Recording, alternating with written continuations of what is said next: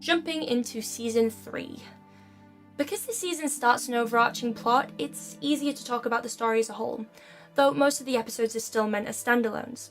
Let's talk about the first episode because it sets up a lot for the rest of the season. The two-parter, The Tears of Uther Pendragon, goes in hard. We start with the boys and they're bantering as usual, the insults having more of a back and forth this season. Arthur is still unnecessarily harsh at times, but overall it feels much more equal.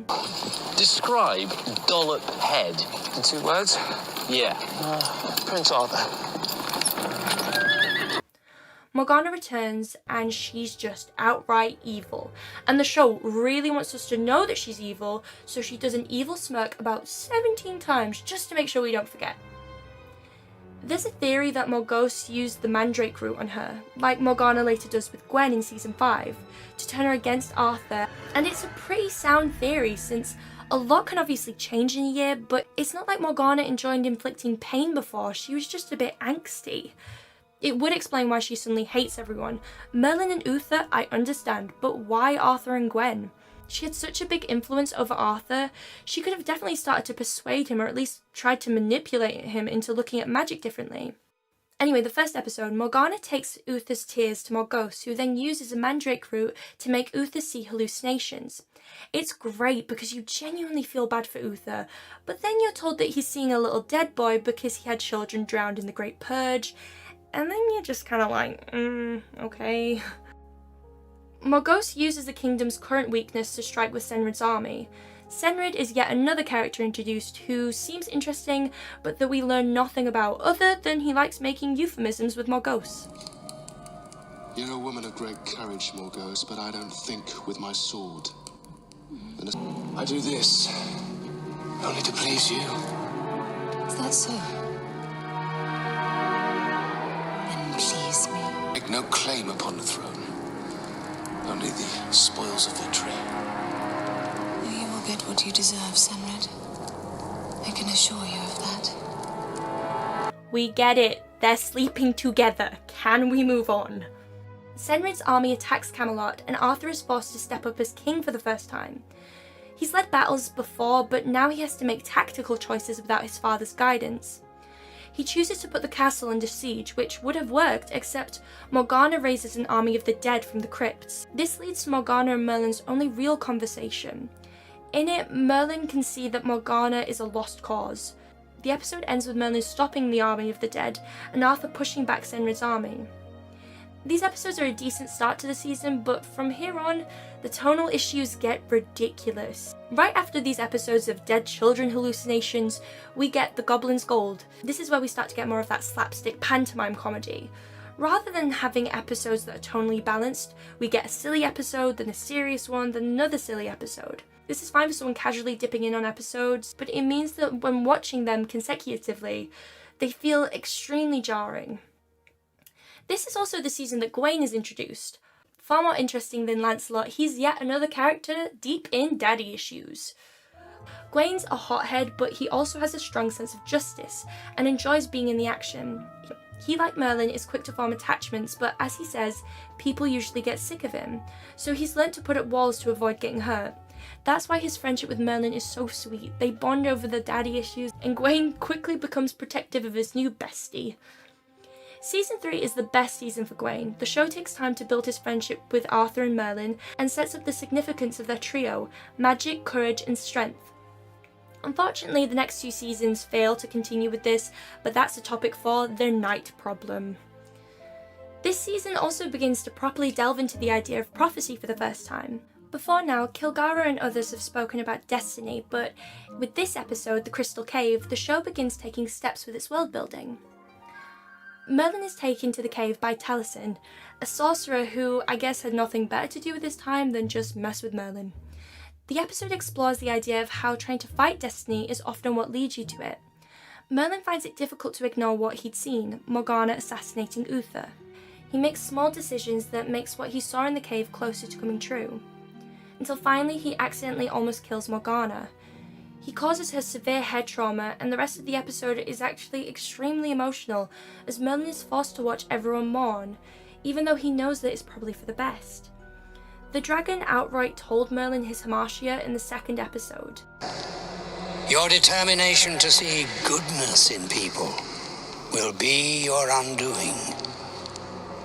But that can't change who Merlin is. He can't continue to watch everyone suffer. Uther actually begs Gaius to cure Morgana through any means possible with a wink wink, get magic up in here, something that Merlin points out is so infuriating in the later episode. And it's here that we learn that Uther is Morgana's real father. They just enjoy making him less and less likeable with every episode. Merlin heals Morgana, but she remembers the conversation and is furious to learn the truth. She decides to kill Uther, though Morgause advises her to think things through. This sets up an interesting dynamic, as it's clear that Morgause is the brains and the schemer, whereas Morgana is far more ready to take action. This is one of the few consistencies with her character, and makes it easy to understand why it takes Morgana so long to succeed in her plans. This is a great episode overall, but Merlin doesn't really learn from it. Gaius repeatedly tells him throughout the show that there are multiple realities and nothing is set in stone. It's better to ignore prophecy most of the time. When it comes to this stuff, it's one of the few times Merlin should be listening to Gaius. It isn't until the Eye of the Phoenix episode that Morgana outright tries to kill Arthur. Up until this point, she's generally stayed away from him where she can, but then after learning that she's also Uther's child, her and Morgause switch tactics, realising that if they kill Arthur, Camelot won't have its crowned prince, and Morgana will have a legitimate claim to the throne. Still, it's strange that the show doesn't bother to create nuance with their relationship. This season gives us some nice friendship moments with Merlin and Gwen. Thinking about you. And some interesting background on Gaius in the episode Love in a Time of Dragons. I had never properly seen this episode before because at the age I was watching the show, I didn't really want to see an episode about old people and love. It's a sweet episode though, where once again we see Merlin just love in love. What's her name? Alice. We discover that Gaius was once engaged to a sorceress named Alice, but in the Great Purge he helped her escape. This raises the question once more, however, why is Gaius so loyal to Uther? Why not go with Alice? What kept him in Camelot serving under a tyrant? Also, what in the hell is this abomination? Whoever designed the Manticore took some serious creative liberties. It's almost beautiful in its horridness. Anyway, this is also the season where Dragoon is introduced, a character that just became bigger and bigger with every appearance.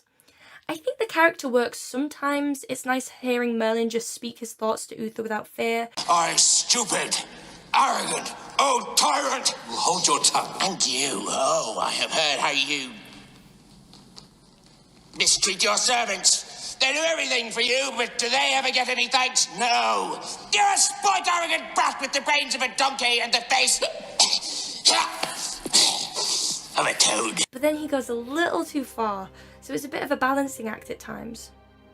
It's also fun to get this image of the Merlin we know from the legend, and watch as we see Dragoons slowly turn into his Emrys persona. Both Arthur and Merlin exhibit the most growth in episode 11, the Sorcerer's Shadow. Arthur lets Uther win in the tournament, conveying how much he's changed from the boy we met in episode 1, and Merlin helps Gilly, a boy who's very reflective of Merlin's episode 1 mindset. Unfortunately, Gilly, like so many characters, never appears again. This is another episode that I used to skip when I was younger. It felt like pointless filler before the finale, but it works to update the audience on where both the boys are at this point and how much they've grown. Now, the two-parter finale. The finale is basically the two-part opener done better. Senrid successfully overthrows Camelot with the help of an immortal army. Season 3 has great moments, but does come off lazy at times. The Cup of Life is reintroduced, though its rules are not. Morgana seemingly cares about Gwen out of nowhere, but is then ready to execute her at the drop of a hat.